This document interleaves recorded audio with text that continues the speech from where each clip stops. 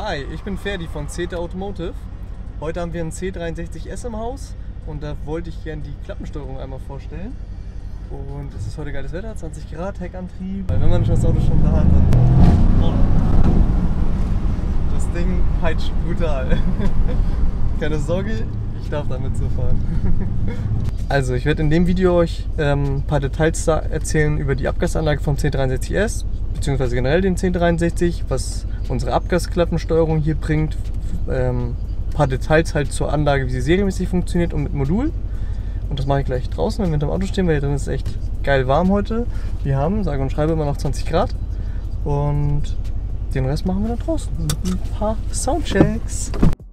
So wie eben besprochen, einmal kurz hier nach draußen. Das Wetter ist einfach herrlich, da kann man nicht draußen, drin im Auto hocken. C63S. Das S ist jetzt erstmal nichts Spezielles, das S ist einfach nur andere Ausstattung, ein bisschen mehr Leistung serienmäßig vom Werk aus. Worum es heute geht, sind die beiden Abgasklappen hier. Und zwar sind die hier jeweils integriert. Sieht man jetzt von draußen nicht so gut, sitzt eher halt hinter der Verkleidung, hinter der Blende. Kurz vorweg ein Thema. In Foren schwirrt gerade ganz aktiv das Thema Sound rum bezüglich C63 AMG, aktuelle Baugeneration. Dass es da wohl irgendwie ein Update gibt, dass das Auto leiser wäre oder mal lauter und so weiter. Dachte ich, greife ich hier mal mit im Thema auf, mit dem Video, das passt dazu. Es gibt eigentlich nur zwei Versionen. Eine etwas weniger knallige und eine knallige. Behauptet wird in Foren immer, ja, alles was so Ende 2016 so gebaut wurde, das hat wahrscheinlich schon langsam das neue Update, was davor war, so im Oktoberbereich, das ist wahrscheinlich noch leiser. Ich kann euch beruhigen, das stimmt alles überhaupt nicht. Wir haben den Besitzer hier von diesem Fahrzeug gefragt, das Ding wurde im November gebaut. Knallt lauter als so manche andere Autos, obwohl das eigentlich in das Schema fällt von leise. Wir hatten letztens einen C63 da, auch für die Klappensteuerung. Den zeigen wir eventuell auch nochmal im Video, falls der Kunde nochmal vorbeikommt. Der hatte nämlich diese falsche Software drauf und ich kann euch beruhigen, der ist überhaupt nicht leiser gewesen als dieser hier, sondern der einzige Unterschied war tatsächlich das Knallen. Also wenn man im Sport Plus oder Race Modus beim S ist, dann haben die halt diese Fehlzündung beim Abtouren im oberen Drehzahlbereich oder halt wenn man Lastwechsel hat, zu dem Thema. Und jetzt widmen wir uns wieder den Klappen. Im Original ist das so, dass das Fahrzeug quasi eine Taste hat, um die Abgasklappen zu öffnen bzw. zu schließen. Das Problem dabei ist einfach, wenn man die Taste drückt, zum Öffnen der Klappen sind die nicht vollwertig offen. Das heißt, erst wenn ihr hohe Drehzahl habt und hohe Last, dann öffnen die Klappen komplett und vorher sind sie 60–70% offen.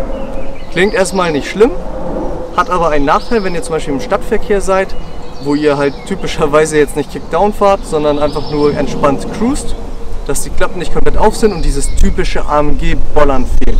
Dieses Knattern beim Losfahren, was halt so typisch AMG macht, das fehlt halt leider etwas. Und da hilft halt das Klappenmodul. Es wird hier im Kofferraum einfach nur Plug and Play angeschlossen, zapft den Kern an, damit wir halt auch sehen, dass die Taste gedrückt ist oder nicht. Beziehungsweise aktiviert auch die Schutzfunktion bei uns. Komme ich nochmal, wenn ich drin sitze, öfter drauf zurück, dass wenn die Klappen geschlossen sind, auch im Notfall öffnen können. Und ja, und das bewirkt einfach, dass die Klappen auch bei niedriger Drehzahl, bei niedriger Motorlast schon offen sind und man halt dieses geile AMG-mäßige Knattern hat beim Anfahren. Da das Wetter jetzt so geil ist und wir hier einen Hecktriebler haben, machen wir uns mal an die Aufnahme. Ja, das Geile an dem AMG ist halt, wenn man die Performance-Abgasanlage bestellt, dann hat man einen Klappenauspuff. Wenn die Musik nicht so laut wäre, wird man das vielleicht auch irgendwie hören. Das bedeutet, man hat hier im Cockpit eine Taste, die die Klappen in der Abgasanlage steuert. Das, was die meisten nicht wissen oder was halt nicht so geil ist im Alltag, ist, dass die Klappen erst aufgehen bei hoher Motorlast. Das heißt, man muss schon das Gaspedal ordentlich durchdrücken, damit man überhaupt quasi den vollen Sound bekommt. Und wir haben jetzt hier einen Beifahrer, der nicht angeschnallt ist. Und ja, und wir haben jetzt hier unser AVC drin, unser Active Valve Control. Das ermöglicht quasi, dass die Klappen auch ohne hohe Last auf sind und unser Testgelände gesperrt wurde. Sehr ungeil. Das ist eben noch hier lang gefahren, war noch alles offen und jetzt haben die es zugemacht. Wahrscheinlich, weil wir hier lang gefahren sind, ich weiß es nicht. Nicht so wild. Also auf jeden Fall im Original gehen die Abgasklappen erst bei hoher Motorlast auf und hoher Drehzahl. Das bedeutet, wenn man den vollen Sound haben will, dann muss man schon richtig ordentlich durchdrücken. Und im normalen Stadtverkehr geht das eher nicht. Und mit der AVC hat man halt die Möglichkeit, diese Originaltaste weiterhin zu benutzen und kann dann halt den vollen Sound genießen, auch ohne hohe Motorlasten, ganz entspannt beim Cruisen in der Stadt, ohne dass man hier das Gaspedal richtig durchdrücken muss. Und sehr geil ist halt auch beim 63er oder auch 43er AMG, dass diese Abgasklappentaste nicht nur die Klappen steuert, sondern auch das Motormanagement passiv beeinflusst. Und wenn man quasi die Taste nicht gedrückt hat und hätte die Klappen auf, dann hätte man nicht den vollen Sound wie jetzt bei gedrückter Taste. Und das ist halt das Coole an der AVC. Du baust sie ein, du drückst die Taste und die Klappen sind wirklich komplett auf. Und wiederum geil ist, drückst du die Taste nochmal, also deaktivierst du die Klappen, dann schließen sie vollwertig und bleiben auch komplett zu, haben aber als Schutzfunktion, dass sie trotzdem beim Fahren aufgehen. Das hat halt den riesen Vorteil, wenn du jetzt mal sagst, okay, ich fahre morgens aus der Garage, will ganz dezenten Sound haben, will nicht hier jetzt die Nachbarn alle aufwecken, dann drücke ich halt die Taste, man hört, die Klappen sind zu. Und das Geile ist jetzt mit dieser Schutzfunktion, kannst du damit auch auf die Autobahn, das interessiert nicht. Sobald du über 5000 bist oder 4000 in dem Fall, dann gehen sie auf. Und das ist halt mega gut.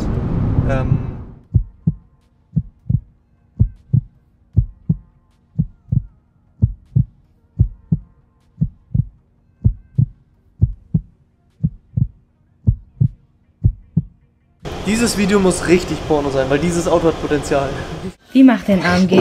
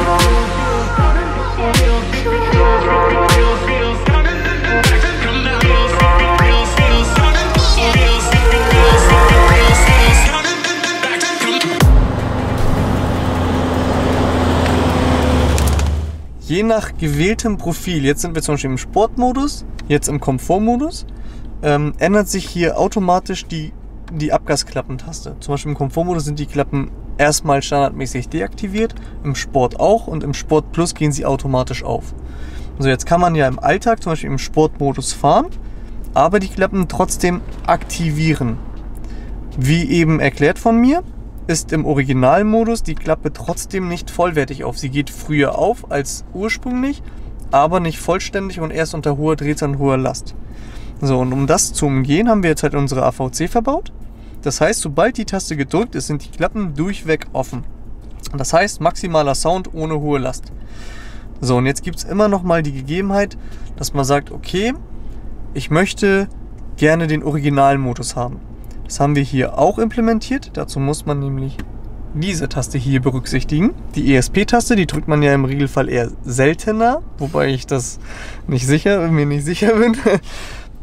Und zwar ist das so, dass wenn man die Taste kurz gedrückt hält, dann taucht halt im Tacho dann auf, dass die ESP deaktiviert wurde. So, und das Modul erkennt sozusagen, wenn ihr das ESP komplett ausschaltet und wieder einschaltet, dass ihr das Modul aktivieren oder deaktivieren wollt. Das heißt, in dem Fall jetzt eben hatte ich das Modul einmal deaktiviert, jetzt ist es wieder aktiviert. Drinnen hört ihr das leider nicht so krass wie von draußen. Man merkt einen deutlichen Unterschied schon im Standbollern und halt im unteren Drehzahlbereich beim normalen Cruisen, zum Beispiel in der Stadt. So, und wenn wir jetzt zum Beispiel das Auto ausschalten würden, also wird das Modul jetzt zum Beispiel deaktiviert für die Fahrt, alles klar, ich will das Original haben, mach den Motor aus, geh mal kurz shoppen, was auch immer, und kommen wieder zum Auto, ist das Modul automatisch wieder aktiv. Weil im Regelfall will man ja mit dem vollen Sound fahren. Nur falls man irgendwie sagt, okay, ich fahre jetzt mal eine längere Strecke, ich will es gerne mal original haben, ESP ausschalten, wieder einschalten, dann ist es wieder deaktiviert. Und das kann man auch beliebig oft machen, also Modul deaktivieren und wieder aktivieren, endlos, wie ihr Lust habt. Also wir fahren jetzt nur an, mit Modul an. Der macht halt dieses richtig geile Knattern, dieses... Ich kann es jetzt nicht nachmachen, sonst wird es unlustig. Aber man hört es halt. Richtig kraftvoll, bollerig, einfach knackig, passend zum Auto. Das macht er irgendwie nur mit aktiviertem Modul. Oh, ein schicker R8. Gibt er Gas? Nein. So, ich wende jetzt mal. Und dann machen wir mal das Modul wieder aus. Ja, schön kleiner Wendekreis. So.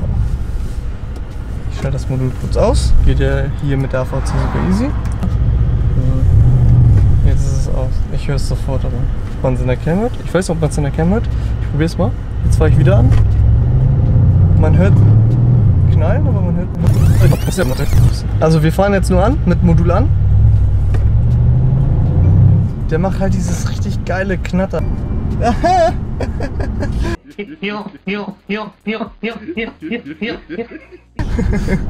Das ist auch gut. Ja. Das ist schon wieder. Das liegt am Auto. Irgendwie, die Leute machen hier Bärenlicht und so weiter. Ich weiß nicht, woran das liegt. So, jetzt nochmal. Wir fahren an. Dieses Knattrige fehlt einfach. Dieses bollerige AMG-like fehlt einfach. Er ist zwar laut, aber es fehlt was. Wenn wir es wieder aktivieren, dann ist es für mich einfach sofort hörbar präsent wieder. Sofort. Und wenn man schaltet, dann kommt ja eh das geile Ploppen.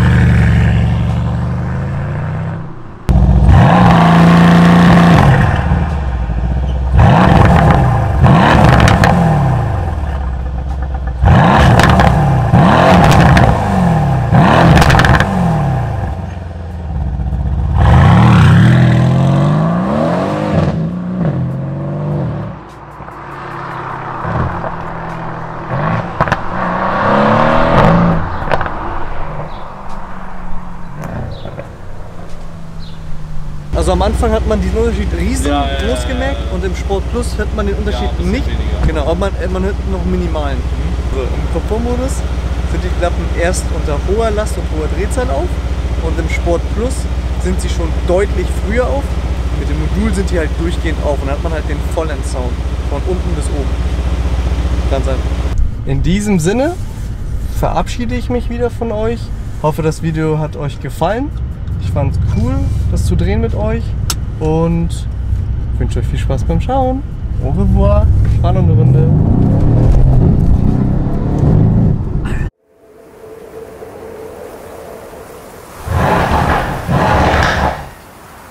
Sorry, Das erwähnen wir lieber nicht. Das schneiden wir raus.